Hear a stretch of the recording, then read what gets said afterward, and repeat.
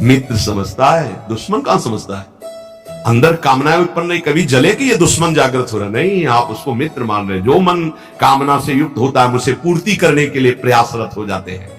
राधे राधे भक्तों, श्री परम पूज्य श्री प्रेमानंद जी महाराज जी के दिव्य वचन व सत्संग को सुनने के लिए हमारे चैनल को सब्सक्राइब करें और कमेंट में राधे राधे जरूर लिखें। और इस सत्संग को बीच में छोड़कर इस सत्संग का अपमान न करें। जो गुरुदेव भगवान के वाणी व मुख से निकलता है वो हम आप तक पहुंचाने का प्रयास करते हैं। दोस्तों, इन्हीं दिव्य वाणी को सुनने के लिए हमारे चैनल को अभी तुरंत सब्सक्राइब करिए और कमेंट में राधे राधे जरूर लिखिए। राधे राधे।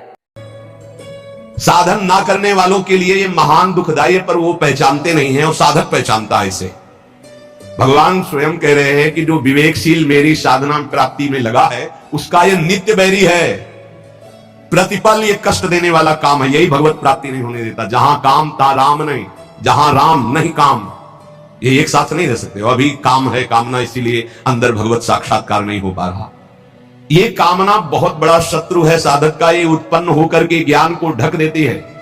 और जहां काम आवे कामना आवे तो बस साधक को डर जाना चाहिए कि कोई ना कोई आफत टूटेगी, अब खतरा होगा, कोई न कोई फसाव फंसेगा। विषय चुगा दिन चुगे मन, चुगत कछुक सुख होए, फिर फांसी ऐसी लगे तेई सम दुख न हो। आएगा कोई ना कोई दुख आएगा, आपत्ति आएगी, विपत्ति आएगी। जो परमार्थ मार्ग के साधक हैं, महान पद पर आरूढ़ होना चाहते हैं, उन साधक को ये काम भ्रष्ट करने के लिए चुनौती देता है। ये चुनौती स्वीकार करके जीत करके ही कोई परम पद पर आरूढ़ होता है। ध्यान रखना है, कोई साधारण मार्ग नहीं है। परिणाम में भयंकर दुख प्रदान करने वाली ये काम वृत्ति है, इसीलिए नित्य दुश्मन है साधक का। भोगों में लगे हुए अज्ञानी जन इस काम को मित्र के समान देखते हैं, क्योंकि कामना के कारण भोगों में उनको सुख मिलता है। यदि कामना ना हो तो सुख नहीं मिलेगा। आवृतम ज्ञानम, आवृतम ज्ञान में तेन ज्ञानिनो नित्य बैरिणा। इसका काम क्या होता है काम का, कि ये सबसे पहले तुम्हारे ज्ञान को ढक देगा। निर्णय नहीं कर पाओगे कि ठीक है कि गलत है, गलत है कि ठीक, अरे चलो, निर्णय नहीं कर पाओगे, फिसल जाओगे। ये वैसे होता तो हर योनि में इसका प्रभाव है काम का, चींटी चुनमुन पक्षी सबके अंदर। मनुष्य में एक बचाव पक्ष केवल है विवेक, अन्य योनियों में ढका रहता है, वो प्रयोग नहीं कर सकते। केवल जीवन निर्वाह तक का ज्ञान है, अन्य पशु पक्षी को कहां पाना है, कैसे पानी पीना है, बस इसके आगे नहीं। मनुष्य इस काम से बच सकता है, अन्य जीवों के लिए बचने का कोई ज्ञान नहीं है। केवल मनुष्य, उसमें भी साधक। पर यह काम इतना प्रबल है कि सबसे पहले ज्ञान को ढकता है, निर्णायक को पकड़ लेता है। निर्णायक है बुद्धि, और निश्चय करती सुख तो है इसमें। आप कोई नहीं बचा सकता, निर्णायक फंस गया। पेशकार चिल्लाता रहे और न्यायाधीश ना बोले तो पेशकार की एक भी नहीं चलेगी। मन है पेशकार, बुद्धि है न्यायाधीश, और न्यायाधीश बोल पड़े तो फिर पेशकार की नहीं चलेगी। न्यायाधीश को ही पटकता है, बुद्धि न्यायाधीश है पूरे साधना में, पूरे अंतःकरण में। काम बुद्धि को सबसे पहले, मुखिया को पकड़ ले, पूरा का पूरा घर अधीन हो गया। तो इस घर का मुखिया, साधना का मुखिया है बुद्धि। बुद्धि उसको तत्काल बुद्धि बचा ले। होए बुद्धि जो परम सयानी, तीन तन चिते ना रहित जान। ये तो नाश कर देगा हमारा। नहीं, बुद्धि अधीन ना होने पावे। बुद्धि अधीन हो गई तो फिर पूरा डिपार्टमेंट अधीन हो जाएगा। जैसे राजा को बंदी बना लिया तो सब अस्त्र डाल देंगे सैनिक, उनको बंदी बनना ही पड़ेगा। ऐसे ही पूरे साधना का जो मुख्य है वो बुद्धि है, पूरे अंतःकरण का जो मुखिया है वो बुद्धि है। काम क्या करता है, बुद्धि को सीधे बंदी बनाता है। ध्यान रखना, सीधे बुद्धि को अटैक करता है। बुद्धि तो निर्णय करने में असमर्थ हो जाती है, यार बुद्धि काम नहीं की, मेरे से गलती हो गई, बुद्धि काम नहीं की। और जब कोई डांटता है तुम्हारी बुद्धि भ्रष्ट हो गई, तुमने ऐसा क्यों बोला, ऐसा क्यों किया, ऐसा क्यों खाया, ऐसा क्यों, बुद्धि। वो बुद्धि को अगले अधीन, किस बुद्धि को, जिसमें यह निश्चय हो गया कि सुख तो है यार इसमें। अब वो बुद्धि बच नहीं सकती, क्योंकि उसमें काम का पर्दा ढक गया कि सुख है। भगवान कहते हैं दुख योनि या दुखालयम, तुमने निश्चय कर लिया सुख है, भगवान के विरुद्ध। अपने प्रति कोई अप्रिय व्यवहार करे तो बुरा लगता है ना। इससे ज्यादा अप्रिय व्यवहार क्या होगा जो हमारे इष्ट और गुरु से हमको विमुख कर दे। वो बुरा नहीं लगा तुम्हें, काम तुम्हें प्रिय लगा, यही बुद्धि भ्रष्ट का लक्षण है। और देख लो, इष्ट और गुरु से जाने कितने दूर कर देता है ये काम। अगर साधक इस वैरी को वैरी की तरह देखे, तभी क्या ज्ञानिनो नित्य वैरिणा, तुम्हारे परम सत्य इष्ट से दूर कर दिया स्मरण, और तुम्हें बुरा नहीं लगा, तुम उसको प्रिय भाव से देख रहे हो काम को। इसका मतलब तुम्हारी बुद्धि भ्रष्ट हो गई, पकड़ में आ गई काम के। इसलिए निरंतर भजन करना। सेवक जी महाराज निष्काम धर्म के सिद्धांत के वर्णन करने वाले वो भी मांग रहे हैं, देव कृपा करी बुद्धि प्रकाश, हमारी बुद्धि सदैव प्रकाशित रहे, अंधकार से युक्त ना हो तभी ठीक है। अगर प्रकाश क्या है? नाम, नाम जप, उसी से शुद्ध ज्ञान बचा रहेगा। नहीं, ज्ञान होने पर भी ज्ञान को ढक देगा। नाम जप बहुत आवश्यक है, बहुत आवश्यक। नाम जप देख लेना, अगर आप पकड़ लिए नाम जप तो आप परिणाम देख लेना, लोक परलोक में सब जगह। तुमको ये तो याद नहीं रहेगा कि ये शब्द बार बार याद रहे कि देख लेना, हाँ कृतार्थ कर दिया, ये बात याद नहीं रहेगी, लेकिन कृतार्थ हो जाओगे। मान लो, केवल तुम मान लो। आंख मूंद के जब सब कर ही रहे हो तो एक और पकड़ लो ना, राधा राधा राधा राधा, सुख मिले दुख मिले, अब कुछ भी हो छूटने वाला नहीं राधा नाम, तो आप देख लेना परिणाम में। कामना के त्याग में सुख है, ये बुद्धि ज्ञान नहीं दे पा रही है। ज्ञान तो है कि गलत है, पर अंदर है कि इसमें सुख है, तो गलत होने पर भी हमसे हो जाता है। ये ज्ञान सच्चा नहीं है कि इसमें सुख नहीं है। और जिसके हृदय में ये आ गया है कि संसार में भोगों में सुख नहीं है, सातरत सा लोकांतर, इतने झंझट है, जो फसाव है, जो बंधन है, वो केवल इतना ही है कि शास्त्र और सदगुरुदेव कह रहे हैं संसार में भोगों में सुख नहीं है, वो हमारी बुद्धि कह रही है। बस ये झगड़ा मिट जाए, जो वो कह रहे हैं कि नहीं, तो हमारे हृदय में आ जाए नहीं, बस हो गया। इतनी बात केवल सुधारनी साधना से कि जो शास्त्र और गुरुदेव कह रहे हैं कि संसार में भोगों में सुख नहीं, तो वही बात हमारे हृदय में आ जाए। वो उतर नहीं रही। ईमानदारी से वृंदावन की भूमि में बैठे हो, देख लो, हाँ कहीं बहुत है, तुम दुखी हो गए हो तो कहोगे कि सुख नहीं है, पर अनुकूलता आ जाने पर आ जाएगा कि सुख है। कहीं पिट चुके हो तो कह दोगे कि बहुत दुख है, क्योंकि वहां पिट चुके हो। लेकिन वही अनुकूलता आ जाए तो फिर आ जाएगा कि ले सुख तो है। बहुत विचित्र है भगवान की माया, बहुत विचित्र है। जब मनुष्य उपासना मार्ग में चलता है तो कामनाओं की बाढ़ आती है, ध्यान रखना। कैसे? जैसे किसी दुश्मन को गिरा दिया है, वो पड़ा है तो वो आराम से बैठा हुआ, उसको कोई दिक्कत नहीं क्योंकि पड़ा है। अगर खड़ा हो गया दुश्मन, अब वो क्या करेगा? बैठा रहेगा? वो तो पूरी ताकत लगा के फिर गिराएगा। अपने लोग खड़े नहीं, अपने लोग चल पड़े हैं प्रभु की तरफ। आप काम टांग मारेगा कि एक कदम नहीं चलने देंगे। तो ये ज्ञानियों नित्य वैरिणा। अब उसके ऊपर जो पहले कभी गंदगी नहीं समझ में आई थी, उससे ज्यादा गंदी बात उसको समझ में आई। ये बिल्कुल स्पष्ट समझ लीजिए। आप देखोगे श्री जी की तरफ, प्रभु की तरफ, और उसी क्षण वो दिखाएगा कुछ और इतनी गंदी बात दिखाएगा कि आपको लगेगा कि हम प्रभु की तरफ भी ना देखें। रख रहे हैं भोग प्रभु को पवाने के, और वो अपना का क्या आंख मूंद करके बैठो, भोग लगाने के समय तो मानसिक भोग पवाया जाता है क्या? अरे वो पता नहीं कहां कहां भी चलता है, कहां कहां भी चलता है। भक्तमाल में एक चरित्र में आता है कि एक संत भगवान गए, राजा से कहा मिलना है, तो सेवा में थे ठाकुर जी की, तो उन्होंने कहा कह दो कि ठाकुर जी की सेवा में। वो त्रिकाल के महापुरुष थे, बोले सेवा में? और उस समय सोच रहे थे कि जूती को साफ करवा के चिकना के उसको ऐसे बोले, वो तो जूती साफ करवा रहा है कि सेवा कर रहा है, मन से वो कहां है? तो तुरंत भाग के आए कि तो कोई त्रिकाल के महापुरुष है। ये केवल भगवान के भजन से सुधरेगा। मन में जैसे घड़ी चलती है ना, ऐसे कामनाओं की घड़ी चल रही, देख लो अंदर देख लो, और जहां नाम चलाओ तो और घड़ी जोर से चलने लगती है। ऐसे तो सेकंड सेकंड में, मिनट मिनट में। हमें लगता है कि जब नाम चलावे तो हमें लगता है कि घड़ी बिल्कुल रफ्तार से चले, उसको सेकंड मिनट से मतलब ले। साधक परेशान हो जाता है, ये ले माला। ऐसी स्थिति होती है। आप लोग मतलब देख लीजिए, हम तो देख ही रहे, बचपन से देख रहे, इसकी चाल देख रहे। जब कोई बात करने लगे तो ऐसी तसल्ली होती, बच गए, मानो जैसे बच गए। अब एकदम मंत्राकार वृत्ति कर, जल रहा है मन, जहां कोई राधे श्याम राधे श्याम। अब बातचीत शुरू हुई तो एकदम अघा के सांस मन लिया कि यार आप फुर्सत मिली, फिर देखो चैन मिल जाएगी। बस इसको चैन नहीं लेने देना। अगर इसको चैन लेने दिया तो तुम्हें बेचैन कर देगा, पक्की बात। अब ये लड़ाई लड़ी ली जाती है हर एक से, क्योंकि वो अपने को मन माने हुए। इसीलिए प्रभु सत्संग की बात पकड़ लो, नहीं तो बहुत विचित्र खेल है अंदर का।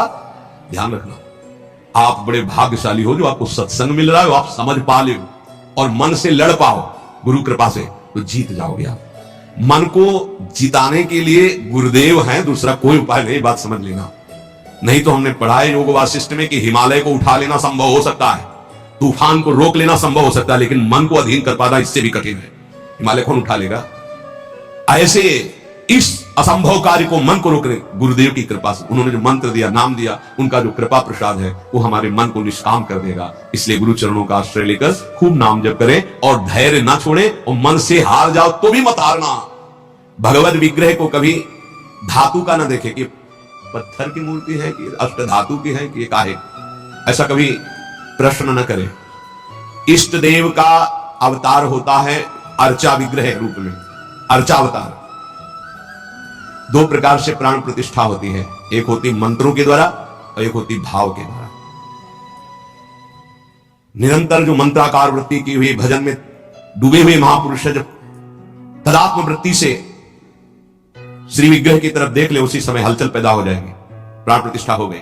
छाती से लगा लिया, प्राण प्रतिष्ठा हो गई। मंत्रों का एक अनुष्ठान वैदिक सिद्धांत से और एक है भाव सिद्धांत। धन्ना जाट के भांग के बट्टा में कोई प्राण प्रतिष्ठा मंत्र से नहीं हुई, भाव से भगवान प्रकट हो गए। सिलपिल्ले बाई के भाव से भगवान प्रकट हो। जब हम अपने प्रभु की भावना से प्यार से देखते हैं तो वही प्रकट हो जाते हैं। जैसे खंभा फोड़कर नरसिंह भगवान प्रकट हो गए प्रहलाद जी के लिए, भाव से देखा। नामदेव जी ने तो कुत्ते से भगवान प्रकट हो गए, भाव से देखा। भूत से भगवान प्रकट हो गए। तो फिर श्री विग्रह में भगवान नहीं प्रकट हो जाएंगे जब भक्त भाव से देखेगा। और भाव ना हो तो भगवान में भी भगवान नहीं दिखते। दुर्योधन को कहां दिखते थे? दुर्योधन दुशासन इनको नहीं दिखते थे, भगवान में भी भगवान नहीं दिखते। गुरु को मनुष्य समझना, भगवत विग्रह को धातु या पाषाण का समझना, गुरु मंत्र को साधारण शब्द समझना, चरणोदक को सामान्य जल मानना, भगवत प्रसाद को भोजन मानना, अन्न मानना, साधु की जाति पर दृष्टि रखना, ये उपासक को सावधानी पूर्वक त्याग कर देना चाहिए। ये उपासना के बड़े विघ्न हैं। यदि ऐसा भाव बना रहेगा तो उपासना सिद्ध नहीं होगी। कभी कभी चूक हो जाती है। प्रसाद में अन्न या फल दृष्टि नहीं रखी जाती, सिर्फ प्रसाद। और वैष्णव पद्धति है, प्रसाद का किनका मुख में अगर डाल लिया जाए तो कोई भी व्रत भंग नहीं होता, चाहे निर्जला ही क्यों ना हो। भगवत प्रसाद में यह भाव नहीं रखा जाता कि ये अन्न है या अमुक वस्तु है, नहीं। प्रसाद में यदि भोजन अन्न वस्तु, आज अन्न है तो कल प्रसाद कैसे हो जाएगा? प्रसाद तो सिर्फ प्रसाद है और उसका किनका डालने से हर व्रत की पूर्णता होती है। चरणामृत, जिससे जो लोग नहीं जानते, वो जब बटता है तो बोले थोड़ा जल हमको भी दे दीजिए। जल नहीं है, चरणामृत है। चरणामृत को जल समझना, प्रभु के सामने जाकर के पूछना ये मूर्ति काहे की है? पत्थर की है, संगमरमर की है, ये धातु की है, बड़ा अपराध कर रहे हो। ऐसा कभी प्रभु के श्री विग्रह के सामने नहीं। ये संत किस जाति के हैं? ऐसा कभी नहीं। गुरुदेव साक्षात परब्रह्म तस्मै श्री गुरुवे, ऐसा भाव का हो पाता है। परब्रह्म परमात्मा भाव गुरुदेव पर हो पाना है तो बड़ी मुश्किल की बात है। यहां साधु भाव ही हो जाए बहुत बड़ी बात है कि संत है। पूर्ण मनुष्य बुद्धि बनी रहती है। इसीलिए हमको अपने गुरुदेव में आराध्य देव नहीं दिखाते, नहीं तो गुरुदेव अपने स्वरूप को ही तो दिखाने के लिए विराजमान है। इसमें शिष्य के नेत्र की बात है। गुरुदेव तो कृपाल हुई। जब हरिव्यास देवाचार्य जी अपने गुरुदेव के पास आए तो जब शिष्यत्व की बात की तो उनका तुम्हें कुछ दिखाई दे रहा है? बोले नहीं, जाओ 12 वर्ष गिरिराज जी की परिक्रमा।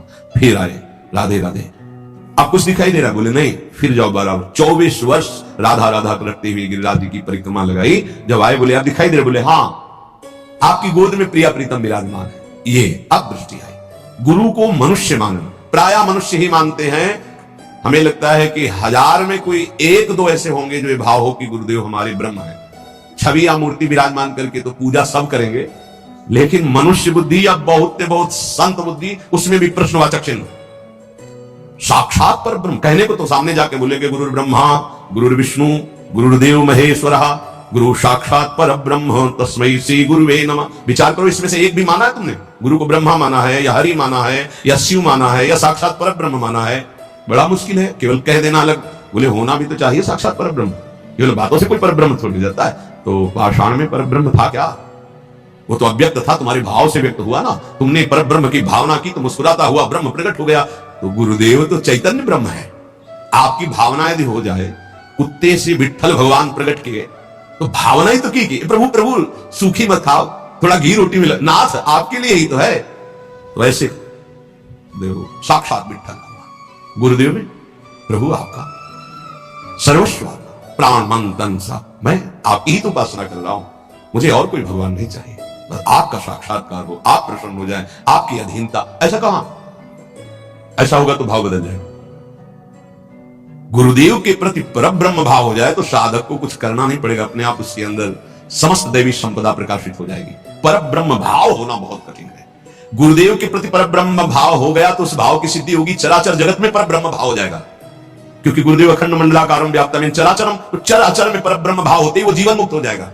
बहुत कठिन बात है। इसलिए उपासक इस भाव को सिद्ध करे। गुरुदेव साक्षात परब्रह्म, भगवद विग्रह साक्षात मेरे इष्ट देव, चरणोदक अहो भाग्य जो हमें चरणामृत पीने को मिल रहा है, कोई जल नहीं। और गुरुदेव का मंत्र, ये कोई शब्द नहीं है, साक्षात इष्ट देव मिल गए, मुझे मंत्र मिल गया तो। पर ऐसी बुद्धि कहां है?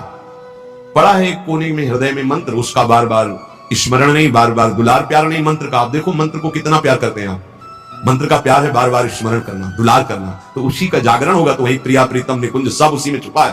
ये जो मंत्र है ना, इसमें सब कुछ छुपा है।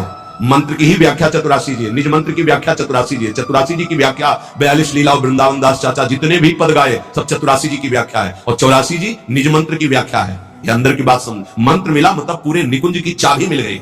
बीज मंत्र इसी को कहे, इसी से पूरा निकुंज रूपी वृक्ष प्रकाशित हो जाएगा। इष्ट देव में, गुरुदेव में जितना तुम्हारे भाव की कमी रहेगी उतना ही उपासना असफल रहेगी। जब अपने इष्ट देव के पास कोई जाता है, जैसे यहां से कोई बोले कि बरसाने जाके, सुनो श्री जी को हमारी भी दंडवत कर, अहो भाग्य आपके कि आप श्री जी के दर्शन करने जा रहे, हमारी दंडवत कर देना, हमारी स्मृति, हमारी भी अर्जी लगा देना। कोई आपका है, ईर्ष्या तो नहीं होगी ना, द्वेष तो नहीं होगा, उसके प्रति जलन का भाव तो नहीं होगा कि तो श्री जी के दर्शन के लिए जा रहा है। ऐसे ही यदि हमें गुरुदेव से प्रेम है और हमें दिखाई दे रहा है कि गुरुदेव इनको ज्यादा प्यार कर रहे हैं, तो हमारा उससे ज्यादा प्यार हो जाएगा। आपके हो भाग्य, कभी हमारी भी स्मृति दिला देगा, गुरुदेव को यह प्रदान कर देगा। गुरुदेव, उसके अंदर द्वेष तो नहीं आएगा, जलन तो नहीं आएगी। जब मनुष्य बुद्धि होगी तब जलन होने लगेगी, तब ईर्ष्या जागृत हो जाएगी। नापना चाहिए अपने हृदय में कि गुरुदेव के प्रति मनुष्य बुद्धि का लक्षण है, साधु बुद्धि का लक्षण है, या साक्षात पर ब्रह्म का लक्षण है। इतनी गोपी जन थी, क्या किसी को किसी के प्रति ईर्ष्या थी क्या? एक साथ बैठकर सब कात्यायनी की उपासना, एक साथ यमुना स्नान, एक साथ अनुष्ठान श्री कृष्ण को प्रीतम रूप में प्राप्त करने का। ऐसे सहस्त्रों उपासक, सही पूछो तो इतना भी अंतर नहीं, सबके प्रति प्रभु का समान प्यार है, गुरुदेव का, प्रभु का। पर जो जितना प्रभु मानेगा, जितना अपनापन करेगा, वो दूर रहकर भी अनुभव करेगा कि गुरुदेव का, इष्ट देव का हमारे प्रति सबसे अधिक प्यार है। यह सबको अनुभव होगा। यदि आप पवित्र हृदय से, भगवत भाव से, तो आपको अनुभव होगा कि देखो, देखें या ना देखें, बोले या ना बोले, मिले या ना मिले, मेरा हृदय कहता है कि गुरुदेव, इष्ट देव सबसे ज्यादा मुझे प्यार करते हैं। ये भगवत भाव में रहता है। इष्ट देव और गुरुदेव की परिपूर्णता के भाव में जितनी कमी रहेगी, उपासना उतनी कच्ची रहेगी। इष्ट देव गुरुदेव की परिपूर्णता में, इष्ट देव में कभी एक देशीयता का भाव नहीं रहना चाहिए। मेरे इष्ट देव सर्वत्र विराजमान है, तभी सच्चिदानंद भाव पूर्ण होगा। मन उपासना किए बिना नहीं रह सकता, इसका स्वभाव है उपासना करना। यदि प्रभु की उपासना नहीं की तो भोगों की उपासना ये करेगा ही करेगा, तुम इसे रोक नहीं सकते हो। अगर ये भोगों की उपासना करेगा तो दुख, चिंता, भय, शोक, मृत्यु, इससे तुम बच नहीं सकते हो। और मन का स्वभाव उपासना करना, ये बिना उपासना की नहीं रह सकता। यदि प्रभु की उपासना नहीं की तो विषय की उपासना करेगा, इसलिए बचाओ इसको विषय उपासना से और प्रभु की तरफ लगा दो। तो बोले, जानते हुए कि ये विषय उपासना पाप कराएगी, फिर भी हम इसे क्यों नहीं रोक पाते? तो श्री भगवान कह रहे हैं कि तुम्हारा ज्ञान तीन तरह से ढक गया। पहला, अग्नि में जैसे धुआं पर अग्नि है, अर्थात ज्ञान है, पर धुआं हट जाए तो सही ज्ञान दिखाई दे, ऐसे पहली स्थिति उपासक की विषय उपासना की तरफ, काम वासना की तरफ जब होती है, उस समय एकदम वो ज्ञान जागृत करने के लिए सत्संग आदि का सहयोग तो बच जाएगा। नहीं, दूसरी आती दर्पण में मल की तरह, अब उसमें बड़ा प्रयास करने पर। तीसरी आती है जेर में ढका हुआ गर्भ, अब उसमें समझ में ही नहीं आता कि क्या ठीक है क्या नहीं ठीक है, जो वासना आई वैसी क्रिया हो गई। आवृतम ज्ञान में तेनो ज्ञानिनो नित्य वैरिणा काम रूपेण कौन्तेय दुष्पूरेणानलेन च। हे कुंती नंदन, ये काम अग्नि है, ये कभी तृप्त होने वाला नहीं है। जैसे अग्नि में धीरे धीरे घी डालो तो भड़केगी, वो शांत नहीं होगी। ये ज्ञानियों का बहुत बड़ा दुश्मन है, तो अज्ञानियों का मित्र है। काम से ही तो सुख का अनुभव करते हैं। संसार में शास्त्रों की संख्या में केवल काम सुख के लिए ही सारा चिंतन है।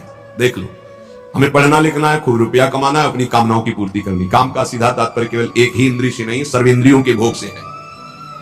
अगर ये दुश्मन है तो किनका है? जो इस संसार रूपी महान दुखालय से मुक्त होना चाहते हैं। वैसे है तो दुश्मन उनका भी, क्योंकि दुख, शोक, चिंता, भय, पाप आचरण कराता है, पर वो मित्र मानते हैं, इसी से वो सुखी होना चाहते हैं।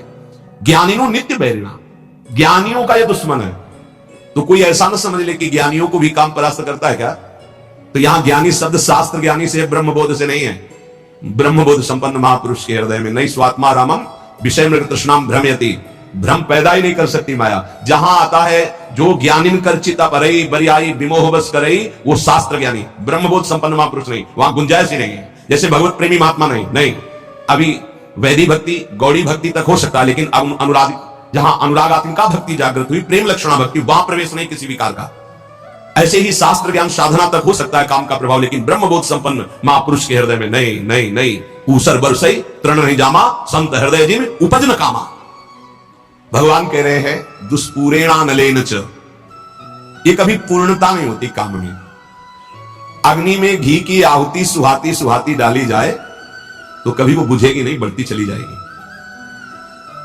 ऐसे ही कुछ लोग सिद्धांत कहते हैं भोग से योग, भाई शास्त्र तो आज्ञा नहीं करता ऐसा। न जातु कामः कामानाम उपभोगेन शाम्यते हविषा कृष्ण वर्तमेव भूय एवाभिवर्धते। कभी काम भोग से कामनाओं की शांति नहीं होती और बढ़ती है जैसे आग में घी डालने से। कलयुग है, बड़े सिद्धांत चलेंगे। कलयुग में शास्त्र विरुद्ध आचरणों की बाढ़ आ जाएगी। शास्त्र सम्मत चलो, परिपक्व अवस्था आएगी तो सिद्ध हो जाओगे। सिद्धों का नाटक न करे, नहीं तो माया जब अपना नाटक खड़े करेगी तो आप टिक नहीं पाओगे। और जो सिद्ध है उनके आगे से लजाकर भाग जाती माया, अपना कोई प्रभाव नहीं दिखा पाती। नाटक मत करो, ईश्वर की माया बड़ी प्रबल है, डरते रहो। जब परिपक्व अवस्था आ जाएगी तो भ्रम ही खत्म हो जाएगा। आजकल नए नए सिद्धांत बनाए जाते, नई नई बातें प्रकट की जाती हैं। यह समझ में नहीं आता कि शास्त्र सम्मत आचरण करने वाला महापुरुष ही सिद्ध होता है, शास्त्र विरुद्ध आचरण करने वाला नहीं। जिस समय माया ये देखेगी कि तुम मायापति के भी ऊपर सिद्ध हो गए हो, फिर वो जब प्रश्नवाचक चिन्ह खड़ा करेगी तो फिर नहीं निकल पाओगे। यहां बड़े बड़े झुक के निकले हैं, कोई भी हो। इसलिए हर उपासक से प्रार्थना है कि दंभ नाटक पाखंड न किया जाए। धैर्य पूर्वक चलोगे तो सिद्ध हो जाओगे। तुम्हारा जन्म ही हुआ है सिद्ध होने के लिए। कभी भोगों से योग की प्राप्ति नहीं होती। जगत गुरु भगवान श्री कृष्ण से बढ़कर कोई ज्ञानी नहीं है। त्यागात् शान्तिरनन्तरम भगवान के शब्द हैं, और ये भी भगवान के शब्द हैं। और लोगों का मन यही चाहता है कि कोई ऐसा मार्ग मिले जिससे मनमानी भोग भोगने को मिले और योग भी हो जाए। फिर क्या है, फिर तो भीड़ वही लगेगी जहां भोग से योग है। भोग त्याग से योग, उसमें तो कोई बिरला। कोई एक पाओ भगत जी में मोरी। आज शास्त्र की मर्यादा को ही नहीं समझा जाता है। जो जितना मन, फिर अंत में बड़ी दुर्गति होती है। मनमानी आचरण करने वाले की अंत में बड़ी दुर्गति होती है। इसलिए सावधान, तस्मात् शास्त्रम प्रमाण। आज तक ऐसा कोई सिद्ध महापुरुष नहीं हुआ जो शास्त्र मर्यादा के विपरीत आचरण सिद्ध होकर करता हो। साधन काल में शास्त्र मर्यादा से चलने वाला ही सिद्ध होता है, तो उसका स्वभाव शास्त्र मर्यादा बन जाता है। बड़े बड़े महापुरुषों के दर्शन में कभी शास्त्र मर्यादा के विपरीत आचरण नहीं हुए। वृंदावन में भी, गंगा किनारे भी एक से एक महान सिद्ध पुरुष। शास्त्र मर्यादा के विपरीत आचरण कभी सिद्ध नहीं होता। शास्त्र आज्ञा कर रहे हैं, भगवान आज्ञा कर रहे हैं कि दुष्पूरेणा नलेन च, कभी भोगों से शांति नहीं प्राप्त हो सकती। कामना जितनी भोग भोगते जाओगे उतनी बढ़ती चली जाएगी, तृप्ति नहीं होगी। कामना अग्नि की तरह है, जितना भोग भोगते जाओगे उतने ऐसे घी डाल रहे हो, वो बढ़ती चली जाएगी। भोग भोगोगे, भोगों के संग्रह करने की इच्छा बढ़ती चली जाएगी, भूख बढ़ती चली जाएगी। और इतना तुम समझ लो, तुम चैतन्य हो और भोग जड़ है, कभी तुम्हारी तृप्ति नहीं हो सकती। जड़ से कभी तृप्ति नहीं हो सकती। ये जड़ शरीर है और तुम चैतन्य हो। चैतन्य की जड़ से कभी तृप्ति नहीं हो सकती। इसलिए जैसे 100 रुपए की कामना हो, 100 मिल जाए तो 1000 की 1000 हो तो लाख की, करोड़ की, अरब की, और ऐसे अरबों खरबों बन जाए तो भारत का नंबर 1 धनी। फिर विश्व में कितना बोले, अभी तो 10वां नंबर है, नहीं 1 नंबर में। ऐसी वासना बढ़ती चली जाती, कभी तृप्ति नहीं होती।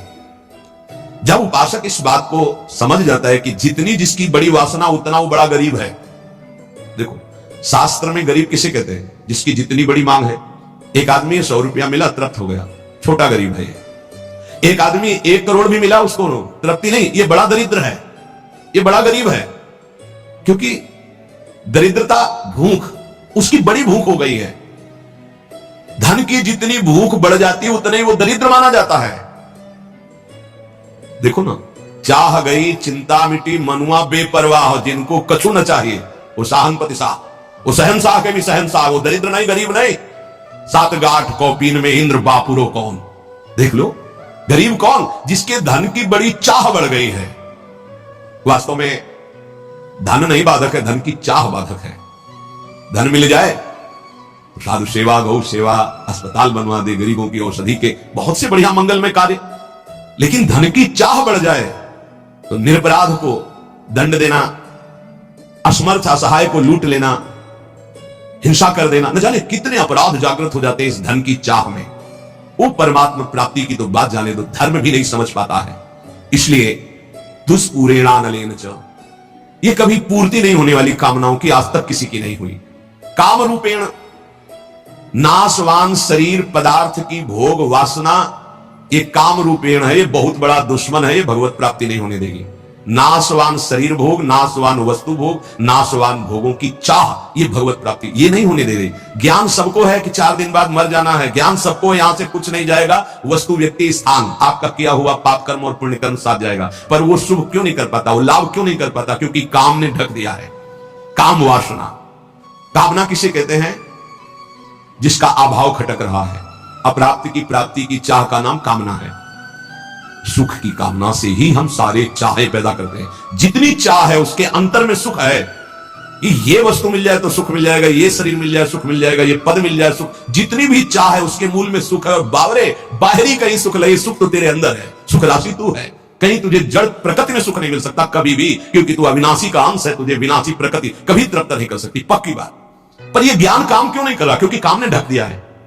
कैसे ढक दिया? जैसे बोले अग्नि को धुएं ने, दर्पण को मैल ने, जेल को ने गर्भ को, ऐसे तेरा ज्ञान ढक गया है सतोगुण रजोगुण तमोगुण वृत्ति होने के कारण।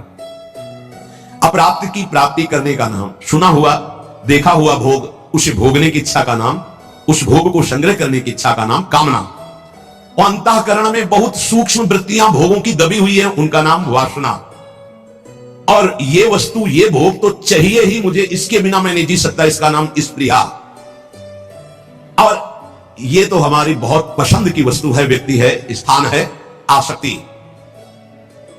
अब आशा लगाए हुए कि ये भोग तो मिलेगा ही, जरूर मिलेगा, आज नहीं तो कल, इसे आशा कहते हैं। अब अधिक से अधिक भोग लूं, इसे लोभ कहते हैं। भोगे हुए भोगों को पुनः भोग लूं, इसे तृष्णा कहते हैं। अब चाहे मांगना ही क्यों ना पड़े, ये प्रबल इच्छा बढ़ गई, याचना।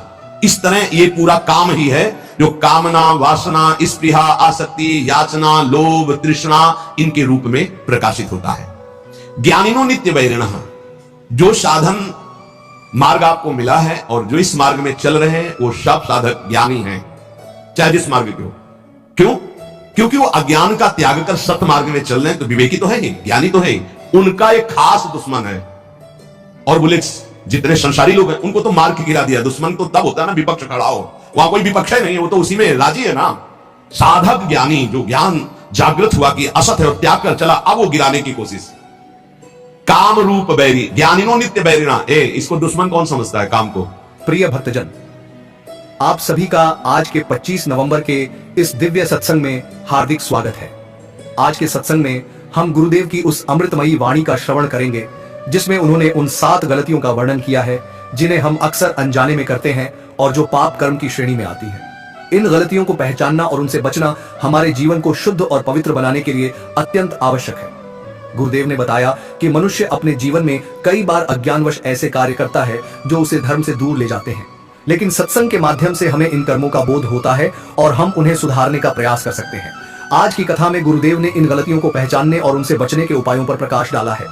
भक्तजन, यह सत्संग केवल ज्ञान की प्राप्ति का साधन नहीं है, बल्कि यह हमारे जीवन को भगवत मार्ग पर प्रेरित करने का एक माध्यम है। जब हम ध्यान लगाकर सत्संग सुनते हैं तो हमारे विचार शुद्ध होते हैं और हमारे कर्म भगवान की भक्ति की ओर उन्मुख होते हैं। यदि आज की यह वीडियो आपको उपयोगी लगे तो इसे अपने मित्रों और परिवारजनों के साथ अवश्य साझा करें, ताकि अधिक से अधिक लोग इस पवित्र ज्ञान का लाभ उठा सकें। हमारा चैनल रोजाना आपको ऐसे ही प्रेरणादायक सत्संग प्रस्तुत करता है, जो आपके जीवन में सकारात्मक परिवर्तन लाने का प्रयास करते हैं। आइए सभी भक्तजन प्रेम पूर्वक बोले राधे राधे। भगवान श्री